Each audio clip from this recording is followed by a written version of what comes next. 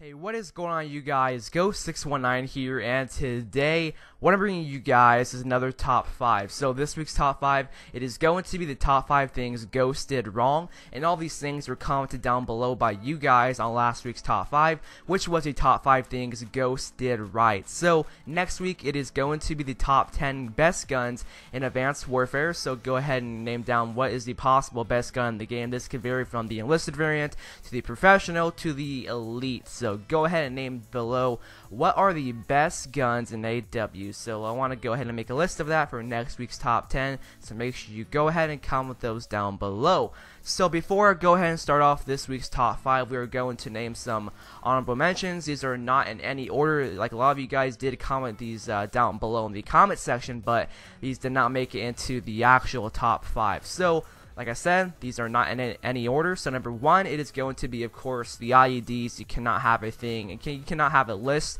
of things that Ghost did wrong without an IED, man. You just cannot. So IEDs are pretty annoying. I don't have to go into, any further detail with the IEDs. Same with the dogs. Same with the squad member. I don't have to go into, any further detail with those. And also, one small thing too, the kill feed was also moved to the top right. Usually in the past Call of Duty games, it was to the bottom left, which that was better. I think that's much better than having it at the top right. That's one thing Ghost did wrong.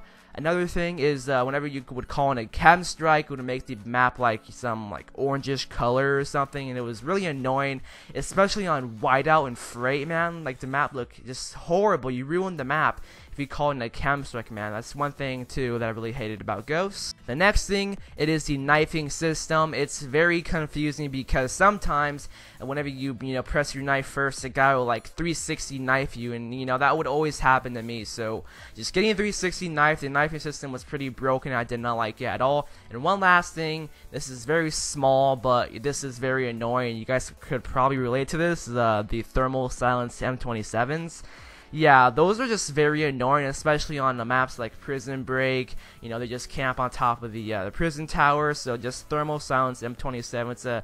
It's just a minor thing, but you occasionally do see those. Nothing that affects the game. It just affects you because it makes you mad, of course. Being killed by the thermal M27 users. So that was the honorable mentions. Let's go ahead and get started with this week's top 5. So starting things off, coming at the number 5 spot, it is the Prestige system. So with here, you have 10 squad members, but the problem is you would have to buy squad members in order to Prestige. So you would have to get one character to level 60, and if you want to proceed, you would have to buy another character for however many squad points it is, because some of the characters, there are 100 squad points, or there's one that was 400, 300, and 200. So you'd have to go on your way, just play the game a lot. There's complete challenges in order to get more squad points to unlock a new character. So if you wanted to enter Prestige 6, you would have to buy another squad member, and God, who knows how long you get those 300 squad points. Who knows, because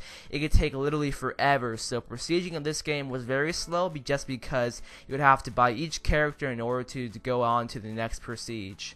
So coming off the number 4 spot, it is the dull maps in Ghost. And a lot of the maps in Ghost, they had no color at all. And it seems like with Infinity War games, what they try to do, they try to make their maps look very realistic, not all vibrant and poppy like how what Treyarch does, because Treyarch, they make all their maps very colorful, very vibrant, just very poppy, very cartoony.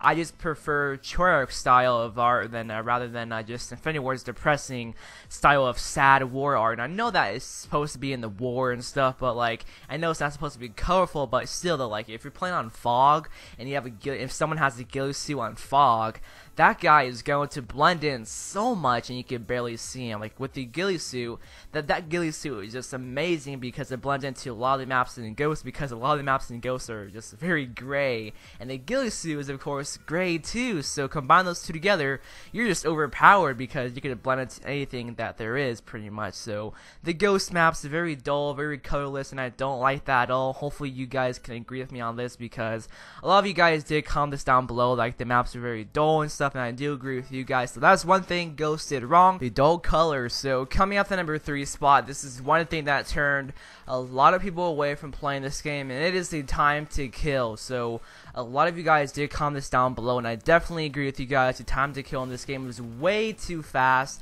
I do think that Black Ops 2 did have the best time to kill. It wasn't too fast. It was just right there because you could definitely turn on people in BO2. And here with the Ghost, it's pretty rare to world star people in Ghost just because the time to kill is very fast. You just immediately melt someone if you see someone, of course. And I don't like the time to kill in Ghost, how it's way too fast. And with the time to kill being fast, it does count towards just lots of guns to use. Like you have a lot of gun variety in Ghost, but still though, like, the time to kill is way too fast for my liking, So just this, and plus this game does have a very good hit detection as well. So combine the time to kill as well as the hit detection, man, you're gonna get instant melted in Ghost. So that's one thing Ghost did wrong: the time to kill.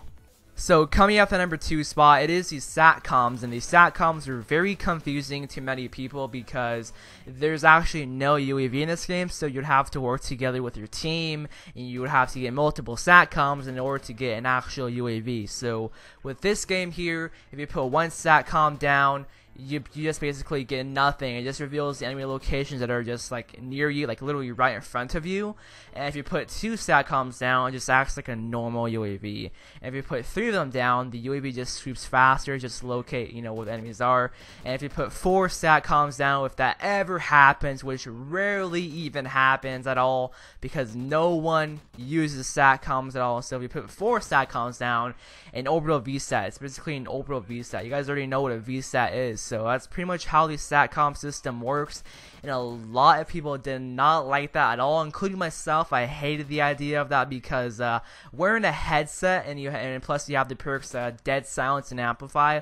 That's more useful than the Satcom in the game. Like, that's dead serious right there. Like, having a headset and amplifying Dead Silence is more useful to find enemies than having a Satcom, because you'd have to put multiple Satcoms on the ground to find where the enemies are. And having a headset, you don't have to put multiple headsets on your head in order to hear where the enemies are. You don't. You really don't. So the Satcoms was a very failed idea, and hopefully doesn't return in the next Call of Duty games. So coming up at number 1 spot, the number 1 thing that Ghost did wrong, it is the map sizes. So the map sizes definitely put on slow-paced gameplay. A lot of the maps in Ghost played very slow just because the maps were very huge.